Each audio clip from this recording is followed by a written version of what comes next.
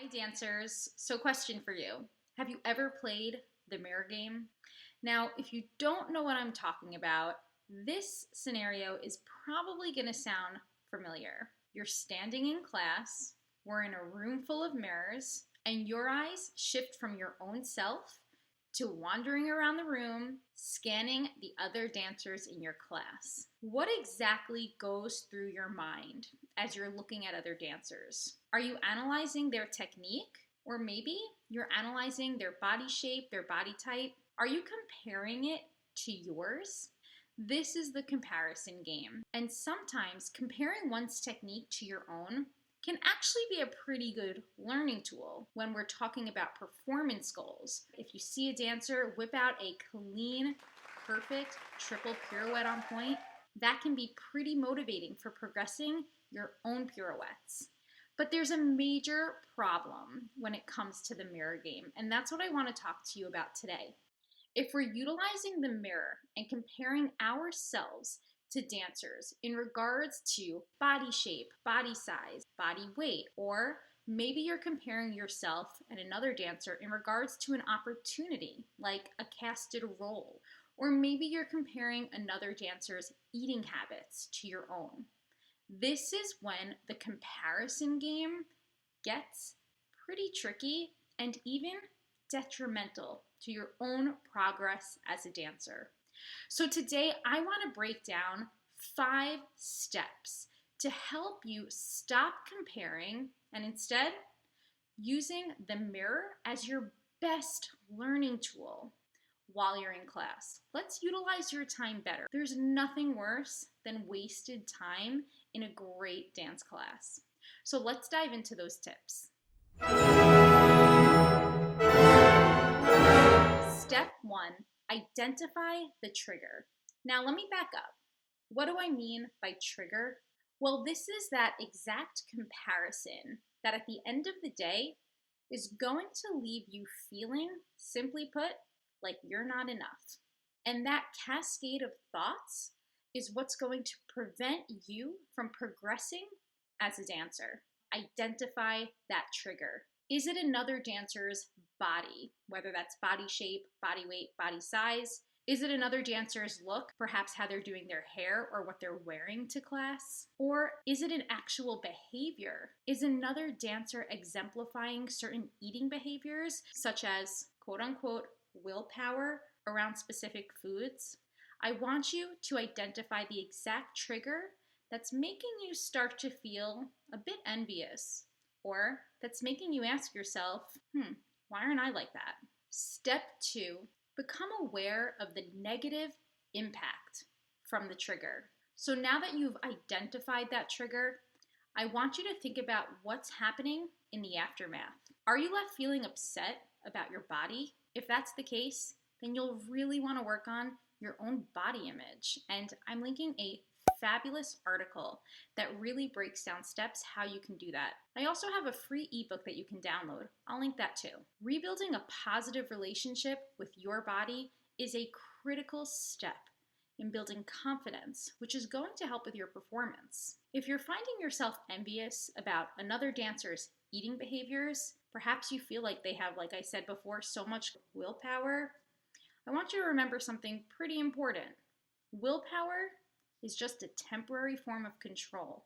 And I've said this many times, but restrictive dieting doesn't work long term. And plus, there are a ton of consequences that you have to consider when it comes to restrictive diet. No matter how much willpower you think that person has, the long-term effect of any restrictive type or controlled eating type isn't going to be beneficial for performance. I have a great workbook. It's free and you can download it to help you start the process of rebuilding a balanced relationship with both your plate and your body. Step 3, rewrite your mental narrative.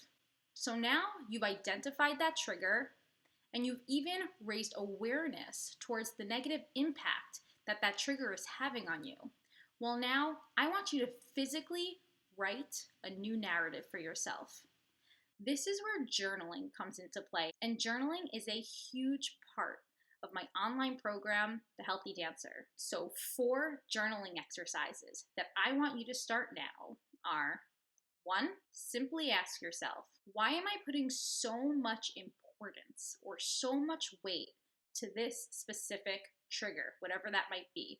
Why is that dancer's eating habits really causing me to reconsider or rethink my own? Now, if you've been following me and reading my articles for quite some time, then you're already starting the work on building a balanced lifestyle in regards to your eating behaviors. So you really want to ask yourself, why do my current eating behaviors need adjusting, and how is that going to impact me? And of course, how can I actually do it in a sustainable way that's going to make me feel good in the long term? The second exercise is to replace your exact thoughts. For example, if you're wishing that your body looked a certain way, then I want you to rephrase that mindset and instead start thinking, my body looks this way and this is what's going to help me do this. Here's an example. My thighs look too muscular, but that musculature is going to lift me off the floor when it's time for petit allegro. Replace those negative thoughts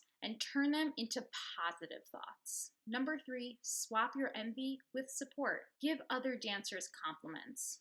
That might not be so easy, but it will help you to create an overall positive atmosphere around yourself and others in your class. Number 4, if your envy spews from social media, and this is super important because there are a ton of images and videos out there of other dancers doing certain steps and certain moves, you always want to remember that social media allows everyone to create a true highlight reel of their life. So you're only seeing the good. You're not necessarily seeing the falls or the injuries.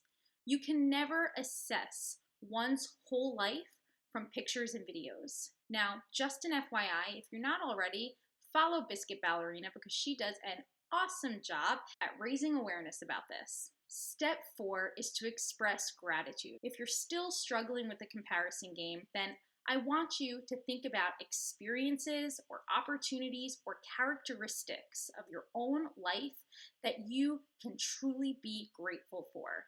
We are all here living on this earth today. That alone is something to be grateful for. The opportunity that you have to be in dance class, to be studying such an incredible, beautiful art is, again, an opportunity in of itself to be grateful for. So, can you make a list of 3 to 5 things that you are grateful for in your life? This is another journaling exercise that I often recommend to the clients in the Healthy Dancer course. And the last step, Step 5, is to find inspiration without comparison. Okay, so true fact, I am a competitive person. I've always been competitive. I'm pretty sure it's because I am type A and I'm a perfectionist. If you've been following along, you know quite well already. But in my years of managing my perfectionism, I've learned to use my competitive nature in a way that helps to inspire my progress as a person, as a dancer, as a dietitian, as the person that I am. Instead of exhausting yourself over competition, fuel that competitive nature into inspiration to help progress your own abilities. And this is where self-confidence comes to play. You should feel confident that you can achieve the very goals you want to achieve. Now, major caveat here.